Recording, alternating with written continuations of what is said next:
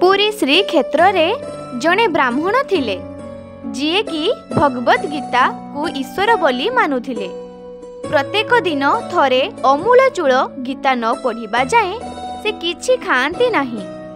Guitar प्रत्येकटी श्लोक तांको मुखरे थिला एवं गीता अनुसारे कर्म थिला तांकर। थरे दुर्भिक्ष पड़िबारु तांकु केउंठी भी काम की भिक्षा मिलिला नाही, जहा फलरे पूरा परिवार 3 दिन उपास थिला। मात्र तांकर विश्वास थिला जिए जन्म देइछंती से पाटी को दाना मध्य देबे। प्रत्येक दिन परी से दिन मध्य से गीता पढ़ुथिबा बेले तांको स्त्री अपशब्द कहिले, गीता पढ़िले तुम भगवान कौन खाइबा आनी देई जिवे? धिक तुम गीता पाठ, धिक तुम पुरुष पणिया, धिक तुम भगवान को। से रागरे गीता उपरे 3टी गार पकाई देले। स्त्री कथारे दुखी होई गीता पंडा सेमिति ईश्वर को डाकुथांती। भक्त दुख देखि न पारी भगवान गोपाल बालक बेशरे आसी ब्राह्मणी को डाक देले।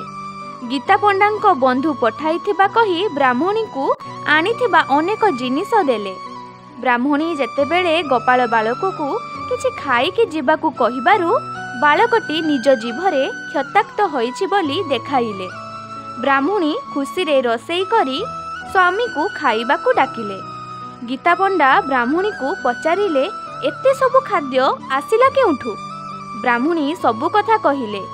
बालकटी को केही बंधु पठाइथिबा कथा एवं बालकटीर जीभरे 3टी गार पड़िथिबा कथा कहिले।